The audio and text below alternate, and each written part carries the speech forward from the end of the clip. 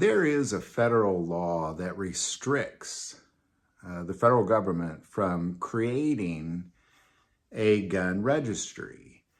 Now, as you know, there's several states that have registries, Illinois being one of them, and California being another. But it is against the federal law. Now, I would argue it's against the Constitution for anybody to have a registry, but, you know, I'm not a judge.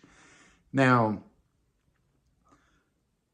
when it comes to the federal government not having a registry, they really kind of do. They just don't call it a registry. So I want to take a moment and kind of talk about first how your gun records are kept and how it's evolved, and now kind of what you can do, because there's ways to avoid it. Even if they say, hey, we're going to record this, there's ways to avoid it, but maybe not, coming up soon. So first of all, the way that, you know, when you go into a gun store and you fill out your background check, as long as you're filling out a paper form, that paper form is staying in that store. It'll remain in that store. And yours will just every time somebody buys a gun, it just gets piled up into this massive pile, typically spread out in boxes of months. Like here's the month of December, 2022. Here's the month of January, 2023. And they're just boxes of files. The gun stores have to keep. The more guns they sell, obviously, the more files they're going to have. Now, if they go out of business, which happens all the time, then the ATF will then acquire all of those files, and then they store them in an ATF facility. And this facility looks a lot like the final scene of the Raiders Lost Ark, just boxes and boxes as far as the eye can see. And that one would argue that's not really a registry. However, as you've probably already seen over the last 5 years, oftentimes you go in to purchase a gun and they hand you a laptop and they say, here, just fill out your information on this laptop. Here's the problem. If the ATF wanted to audit that business, which they do pretty much every year, if not a couple times a year. All of that has to be uploaded into their system. So instead of it being in a box, sitting in that gun store until if and when they go out of business, it's now every time there's an audit, they're uploading that information into their system. Now, they say that they have to do this because of, again, we'll go back to the giant warehouses of boxes kind of everywhere with no real computer system, and they're obviously getting away from that.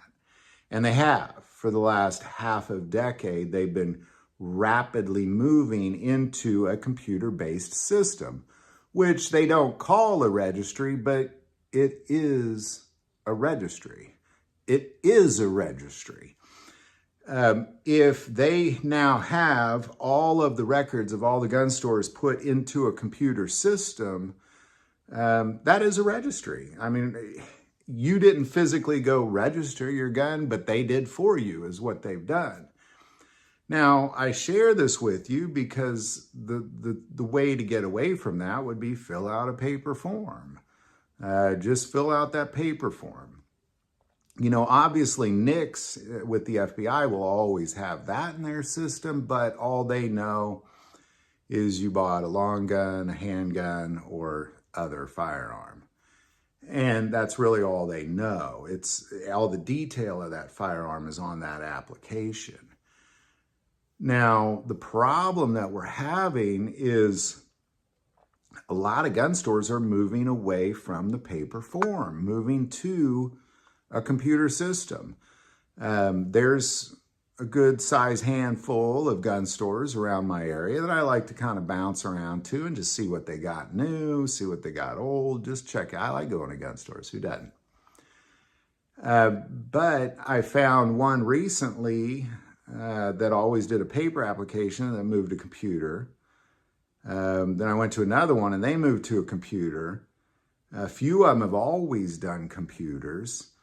And honestly, there's not many I know of at this point that do paper applications only. And even the ones that I do, those applications, they have to get from the ATF. And when they run out, they're just like print an application. You know, you could kind of tell it's kind of a pain in the behind.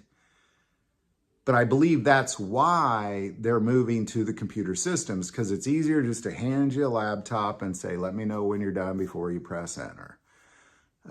So I make this video to let you know that there is a federal registry. I mean, I've made a lot of videos on that. You have to know that. And so don't fill out the computer form, especially if it's particular firearms that you're worried they're going to ban someday illegally.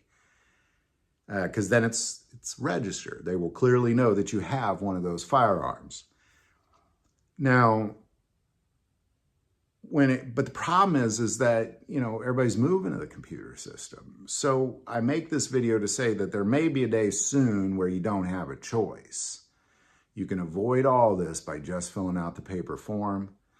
If the gun store that you go to doesn't have a paper form, and, you know, because I'm actually kind of close with several gun stores around here, I would say, hey, I'm not going to buy any more guns from you if you're not doing the paper form. And just leave it at that.